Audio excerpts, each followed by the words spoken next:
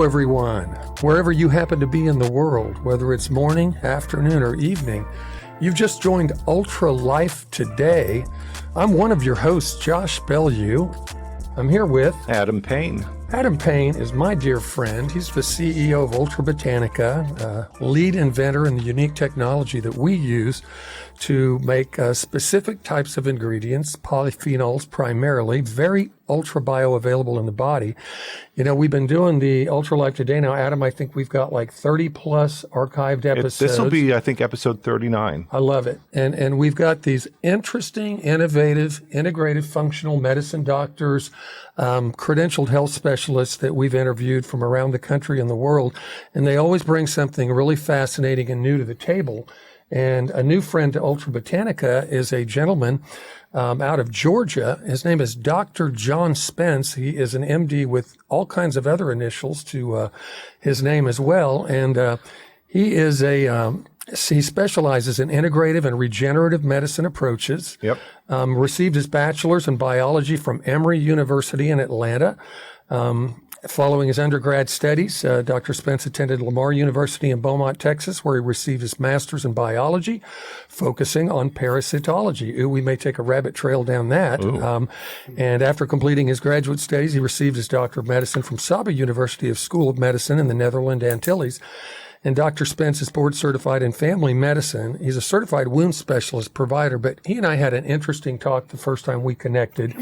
And I was telling him about our technology and what we do here. And he began to share a little bit about what they're doing in his practice in Georgia. And I immediately said, hey, we have to do a podcast with you. That's awesome. I'm looking for, I'm actually coming into this discussion a little bit naive. I did a little bit of background research, but I always enjoy meeting integrative physicians because it's typically their DNA is such an unusual path how they got to where they're at. I consider most integrative physicians to be physicians that got disillusioned with what medicine was, and they decided they were going to turn it into something functional and useful. Or you have those rare ones that you meet, Adam, that are absolutely just freaking hungry. Yeah. For more and more and more, well, and they just swallow up the knowledge. It's amazing. Yeah. So anyway, without further ado, Dr. John Spence of Regenerative, is it Regenerative Medicine Associates there in Vidalia, Georgia? That's correct. Regenerative Medicine Associates. Perfect. So welcome to the broadcast. And thank you. As I mentioned previously, Dr. Spence, if there's anything else you'd like to add from the little snippet that I read off your website about your background, Adam and I love origin stories, and we always find it really fascinating to, as I said before the broadcast, tongue in cheek, how did a nice MD like you end up in a place like this? Tell us a little bit about your story. Well, you'd mentioned I'm board certified in family medicine, but interestingly, I've never practiced a day of family medicine in my 21 years. I actually went into ER initially right out of family medicine. That's right. I found that I like to fix things, and that was a good place to do it. So after about, 9 years in the ER, I got very interested in wound care. I'd actually been a diver offshore in one of my past lives, in this current one. But and so I was interested in hyperbaric medicine, or hyperbarics as medicine, as we had used it as normal daily activities offshore. So I started studying wound care. I went and did wound care training, and then became a director of a wound care facility in Vidalia, Georgia, right at 13 years ago. So the ER part's fixing things, and the wound care part is regenerative medicine, even though it's more regenerative salvage. And I got more and more into regenerative medicine and more disillusioned, as you had mentioned, with modern medicine. So I opened a regenerative medicine practice, which is more of an optimization regenerative medicine. And we've been here 3 years now.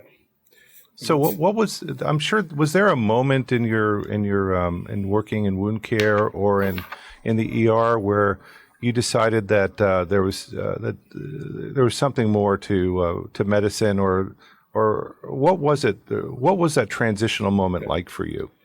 it was probably more so in wound care, because wound care patients, there was a study a few years ago where the average mortality in a wound care center is about 17%, which is pretty high. So, Wow. yeah, you're generally seeing people who are on the wrong end of the metabolic spectrum, as it were, which is why they have wounds. Right. that A lot of heal. diabetic foot ulcers. Yep. Yeah. Yeah. Yeah, and that's where it started coming to me, because in the ER, modern medicine is very good for some things, and one of them is emergencies. That's Right. the main one. So people come in about to die. There's a lot of things you can give them and do for them that can get them through to the next day, or to see the surgeon or wherever they're going. So kudos to modern medicine when it comes to emergency medicine. But as far Yeah, that as makes sense. yeah, but as far as the treatment of chronic disease, I have a lot of problems with that. It's a little worrisome. So what was some of the first either continuing education or potentially individuals that you began to look at, or you might have been reading a body of their work and saying, this is outside of the box of what I was taught, but I'm really buying into some of these things? Did you go down the A4M track, or did you the aging and regenerative medicine? I have used A4M for classes, but I never did any of their tracks. I've been back early on. I took several of their classes. I can tell you almost exactly where it all opened up. It was a conversation with a dentist who had called the wound center to see about getting a patient in for hyperbaric oxygen, because they had been given a osteoblast type medication, one to help people with osteoporosis, and this person had problems with their jawbones, and they were trying to rebuild jawbone with it, and he had really bad problems. But the problem was also that Medicare only allows for a certain group of people, certain group of diagnoses to go in hyperbaric oxygen. You can't just go in and say, "Oh yeah, he needs it." Give it to him, just like you would with a blood pressure medicine or something. So that they have to fit a box, right, in order to get the payer code or something like that. They have to meet the criteria. And that dentist happened to mention to me that he had been a cardiac cripple. He had coronary artery disease that was so bad that he was having to retire. He couldn't walk across a room without having to sit down and just catch his breath. And this is the dentist. The dentist who had called me, yeah. Yep. Oh, wow. Me. And so he told me that. We ended up talking for like 30 minutes for this consult call. And but either way, he said he ended up in a hospital in Savannah, and they told him he needed coronary artery bypass grafting. And he said, "There's no way you're going to do that to me." And they said, "Well, you're going to die if you don't." And he said, "Well, I might, but you're not going to do that." So he took it upon himself. He did chelation therapy. Nice. He did IV biologic therapy. He just took the bull by the horns. And that was probably 14 years ago. And this summer when he came to my clinic, he rode his motorcycle. So, oh my excellent. gosh! So he'd recovered cardiac function and all of the other kind of hemodynamic function that most people. I mean, that's typically a loss, isn't that? Aren't people at that level pretty much written off? Well, currently, in modern medicine, they are, and there are other options, and he's living proof. So, okay, I'm curious. What approach did you take with this guy? So, understand that he had done all this. So this is where the light came on for me. Right. You literally got to watch his own journey unfold before your eyes. Oh, interesting. Yeah. So he did this to himself. Exactly. He had done it all to himself. And he had gone and taken trainings in ozone therapy and things like that. And I was so intrigued. I got the name of the class he went to, and I think I signed up within 24 hours, and I was on my way to Nevada to go learn from Dr. Schallenberger. Yeah. Oh, interesting. So tell us a little bit about the treatments that he did and why and what was so non-traditional or eye-opening for you about these paradigms. Well, one, I'm as a former ER physician, I'm used to seeing people come in with, acute coronary syndromes, and there's a certain protocol of things that you do for these people because you need to get their vessels dilated, and you need to thin their blood, and you need to get them ready, for whatever procedure they may need. So, that was built into me. And when he told me that, wow. I mean, it's literally like he had just become functional again without any surgical intervention whatsoever. Right. And had been told at his bedside that he would die if he didn't have this done several years earlier. And now, like I said, that's probably been 12 or 13 years since he did that.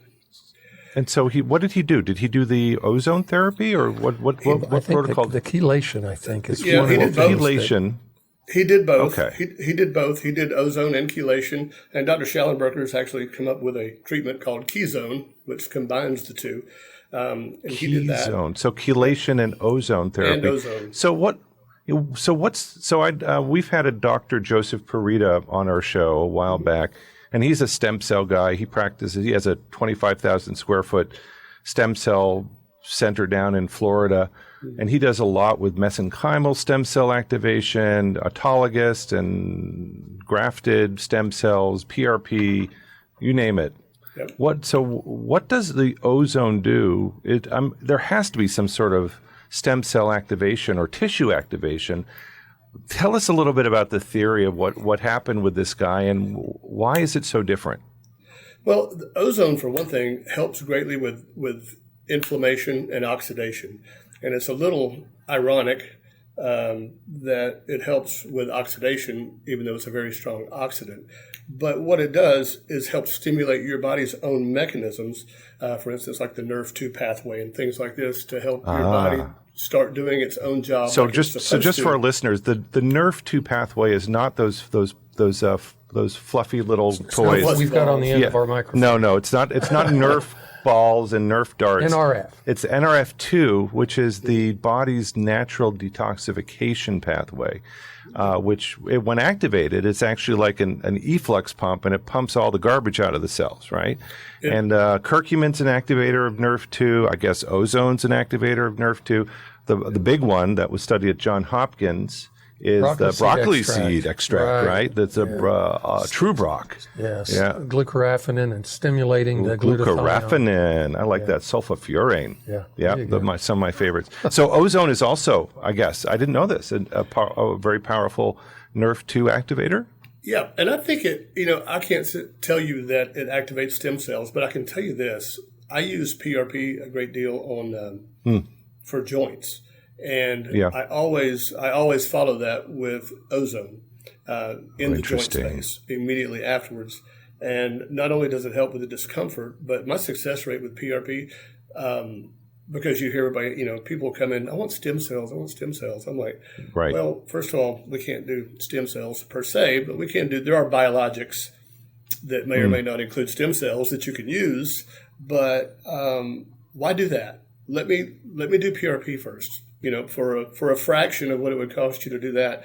And sure, I may have had 2 people convert. I mean, and you're actually saying that ozone really is a complement to what's taking place. It's not only relieving pain, but you think it's actually even accelerating the healing process. He's saying that it's changing the inflammation signaling in the tissues, and it drives the mitochondria. I mean, when you come down to any form of disease, the mitochondria is going to be. I think you just said the magic word for the day, mitochondria. Yeah, I mean, there's a whole schools of science around mitochondrial health and activating mitochondria or recycling them, getting rid of the mitochondria that are damaged. Mitophagy. And what's it called? Mitophagy. Yeah, because you have autophagy, and mitophagy is just the more focused version of autophagy. On the mitochondria. Yeah. I tell you what, it's word of the day with Dr. Spence. Mitophagy. Hey, listen, I want to mention real quickly because it's time for a break. I want people to know how to get hold of Dr. John Spence in Vidalia, Georgia, that Regenerative Medicine Associates.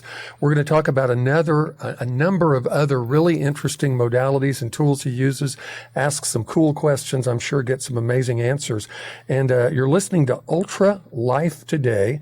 That's Dr. John Spence, MD, you've been listening to. You can catch him on the web at REGEN, that's R as in Randy, EGEN, med.io. Super simple website, regenmed.io, or you can call the clinic at 912-537-0221. Adam, it's UltraLife Today. It is UltraLife Today. I'm Adam Payne, and we got Josh Bellieu. Stay tuned. We'll be right back. Our mission is to take nature's most beloved botanicals and enhance them with our liquid protein scaffold technology. This helps it reach your cells faster and better. With exponentially enhanced bioavailability, you'll feel better every day. Ultra Botanica, the feel-good curcumin. Hey, welcome back to UltraLife Today. I'm Josh Bellieu. I'm Adam Payne. We are sitting here having a fascinating conversation with Dr. John Spence from Regenerative Medicine Associates. They're in Vidalia, Georgia. Am I saying that right? Vidalia? Vidalia. Is that okay? Vidalia. That is how most people say it. The local people say Vidalia, but yeah. Vidalia. Oh, wow. Everybody else says Okay. Vidalia. You're on the inside. So what always happens, Adam, is we go off the air for a minute, we're taking a break, and all of a sudden our guest starts mentioning things that are like, gemstones falling from the heavens. And we're like, stop, we have to ask about this. So anyway, Adam, you were talking about mentioning ozone on the break. You know, we really haven't had somebody, Josh, that we've talked to about ozone. Nope. You know, Dr. Frank does a little bit of ozone. He does. I know that Joe Parita does ozone work, but I want to learn more. I think that this is a fascinating idea. It just seems so weird to me that we would actually use ozone in tissues, because I always think of ozone as a way to disinfect something. Sure. Right? And wipe the slate clean, and too much is not good for you. Yeah. So how do you use? Let's start there. How are you getting ozone into the tissues? I heard, and this, correct me if I'm wrong, that some people were actually almost ozonating blood. They were actually taking blood out of the body, circulating it with ozone, and then putting the blood back into the body. Is that true? Oh, yeah. No, we do that as well. There are two different ways to do that. There's one. Oh, my gosh. There's one called a 10-pass machine, where you you actually take out a little less than a unit of blood. And it's also called hyperbaric ozone, by the way, because it goes into a pressure sealed chamber, and then it has it's exposed to pressurized ozone, and it circulates, and then it goes back in, and you can do up to 10 passes. There is a new machine called an EBOO, EBOO, which is almost like dialysis, and it's a very interesting process. I do not have that machine, but you can also deliver ozone through ozonated olive oil. You can ozonate water and drink it. I use ozonated toothpaste. I use ozonated aftershave. You can use ozone for a lot of things. So will the ozonated water will get into your tissues just like ozonated olive oil? I mean, I would imagine that taking out a unit of blood and bubbling some ozone to it, that's definitely getting back into the body. Yes. So what do people? I mean, I'm I'm super nervous and I'm excited and I'm curious. And what does a person experience when they get ozonated blood put back into their body? What does it feel like? Well, I can tell you an example. When I first I have another machine to just make ozone, the one that I use for injections and things for a joint. Sure. But the 10-pass machine, when I first got it, of course, I wanted to do it on myself. Sure. Normally with a patient, we'll start with like 3 passes or something like that. Of course, I wanted to start with 10, so I did. And it was, more is better. More is better. Right. It was fine. It didn't affect me in a bad way. It gave me a little more energy and things like that. Didn't sleep for 3 weeks. No, I'm kidding. Well, my nurse, on the other hand, she wanted to try it as well, which she was doing mine, and I was going to do hers. So she wanted 10 passes. She was awake for about 2 days. 2 days? You're not kidding literally, me. Not literally, but yes. Had a really clean house, Adam. Yeah. Clean car, clean kitchen. So do people get more energy? Do they feel like they're detoxified? I mean, what's the result of this? Well, back to the mitochondria, you're talking about more energy. Yeah. So if you can drive the mitochondria to work better, obviously you're going to have access to more energy. That's why it's so helpful for people who have chronic fatigue syndrome, fibromyalgia, which those two are very close together. Yeah, those two are very, very closely related. Long COVID is a problem.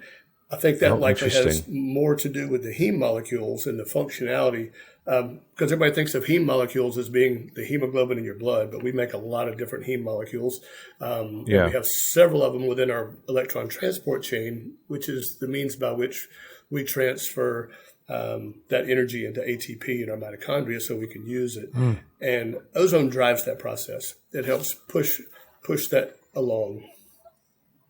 Okay, so Fascinating. you're using ozone not just as a standalone therapy, but in an entourage effect, as it were, to help people with a variety of different conditions. So help us understand the entourage that you're bringing to the table for these different kinds of patients, and how do you what are the different protocols that you use, and what's so different about what the effects that you're having that other doctors aren't seeing? Well, for one thing, we start, excuse me, with a large panel of lab work with incoming new Okay. patients, because we need to get an idea of where we're starting, and we need to get an idea of overall inflammation and things like that, and then relate that back to the patient's history and how they feel. So do you do kind of like the Geranova panels of looking at the gene profile and That's secondary. those kinds of things? That's secondary. Okay, That's secondary because we can go as far as we can. We can look at genes. We have all these options, but we start with a large blood panel okay. that includes all your basic CBC and chemistry and all that. But then we need to know about your CRP. We need to know thyroid function. We need to know about your sexual hormones because Oh, interesting. if somebody's walking around with a really low testosterone, whether it's male or female, it's really hard to dig yourself out of the hole if you don't have the anabolic processes working like they should. Oh, interesting. So it really is a holistic approach here because you're saying you can correct some things, but if the hormones are out of balance, you really need to take a look at all of those different functions. That's right. And are you looking at certain things outside? You mentioned a very large battery of lab tests. Are you doing things when you're looking at thyroid like reverse T3 as well? Okay. Yeah, Okay. because Very I would never follow a TSH. Right. I just think that's wrong. But so if you don't have the ratio of T3 to reverse T3, it gives you a much better idea of how to follow someone. good to know. Good I to mean, know. so just for our listeners, Josh, help people understand here because most people just understand. They go to the doctor and they get a thyroid test. And it's just the one standard test, and the doc says, "Okay, you look like your thyroid's okay." Yeah, and I would love John to address this, Adam, because what was very shocking to me early on, about 20 years ago, is I was hearing individuals saying that by the time certain tests that they use to be able to really see what's going on with an individual's thyroid, by the time it's registering on some of those tests, the individual already has some significant damage. Is that true, Doc? Well, I don't know about the damage, but they've certainly got some significant sequela from the situation, and they've probably felt really bad for a long time before it showed up on the radar of that system. And there's so many things you can do, even from a functional standpoint, like just get a pen and a piece of paper and put it by your nightstand. And when somebody wakes up in the morning, before their feet hit the ground, immediately stick a thermometer in your mouth. And if you're running from 95 to the low 97s when you first wake up in the morning, I don't care what your TSH is. Your thyroid isn't working properly. And Interesting. it needs to be addressed. So low basal temperature Basal. is an indication of poor thyroid function. I'm going to test myself tomorrow. Yeah, 95 to 96? Yeah, and when Yeah, you were talking about the T3 and you said, well, I would never just rely on a TSH, tell our people why you look at both of those and what that tells you. Because your And reverse describe maybe some of the symptoms too, because I think there's a lot of people, There's a lot of people. walking around with huge thyroid issues and they have absolutely no clue. Well, energy is a big one. Energy, Right. because it's the master regulator hormone. It's essentially your thermostat for your body. And it's an energy issue. It's an inability to lose weight issue. It's a I don't want to say, what is the word? Is it anhedonia? I don't remember from my old psychology classes, where you really just don't have the to really do anything. It's like Interesting. Yep. I have a friend whose spouse very much has been that for years, and finally got the Hashimoto diagnosis, and is moving somewhat in a positive direction, but it's been a struggle. Well, Hashimoto's is a whole different. I haven't had I won't say I haven't had one. I haven't had very many that I couldn't make their antibody tests come back negative. But that takes us down the road to gut health, because most of that autoimmune stuff comes as a gut health issue. And also, when you talk about the hormones, it pretty much has to be the adrenal, the thyroid, and the sex hormones addressed at the same time, because you really you want all three legs on that stool to be working correctly. Interesting. So I'm curious, Doc. You've you know that we're the makers of the UltraCur technology, the curcumin you can feel. How long ago were you introduced to our technology? Probably 6 months. It's just only been about a half a year. Yeah. Wow. I take I take it every day. You take it every day. I do. So please tell the listeners what your experience has been and how you're using it clinically, if you don't mind. And so I've used curcumin for a long time, but as you know, because a lot of people would add bioperine and things to their curcumin to help with absorption. Black pepper. And I was never a big. I just I've heard good and bad about that, and I kind of fell on the side of I don't want to use that. So I was looking for other curcumins, and your the chemistry of yours seemed like a great idea, because I use curcumin for elevated CRPs. I use it for people with arthritic type pain and things like that, even ones that I'm injecting. And that's how I found it. I in communication with Dr. Thompson, and he just couldn't say enough about it. So I got in touch, and here we are. Yeah, really appreciate you reaching out. And it's interesting because that is really, Adam, as you know, we haven't been a rich company that's able to acquire, a lot of doctors through advertising. It's just been word of mouth. Word of mouth is really important. They show up at these different seminars and continuing education courses. And there you have it. Hey, before we go to a break here in about 3 minutes, I want to mention how you can get a hold of Dr. John Spence. It's Dr. John Spence, MD, Vidalia, Georgia. I catch on fast. And the website you can go to is regenmed.io. That's REGEN as in Nancy, med.io.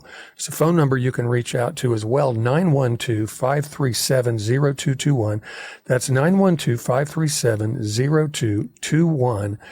And Doc, with a couple of minutes left before we go into this next segment, I kind of want to set this up. You've mentioned hyperbaric as one of those early on things that you got exposed to, that you were intrigued with.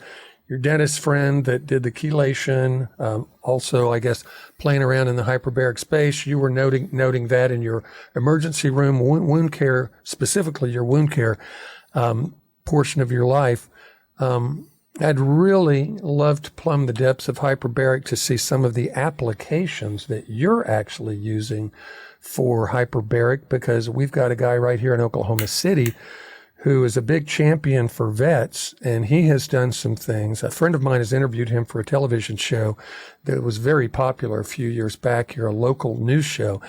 And I was stunned at what this guy was doing for men and women that were coming back that had post-traumatic stress disorder from being in Afghanistan or some really prime situation to have a bomb blow up near them. And so this is UltraLife Today. I'm Josh Bellieu. I'm Adam Payne.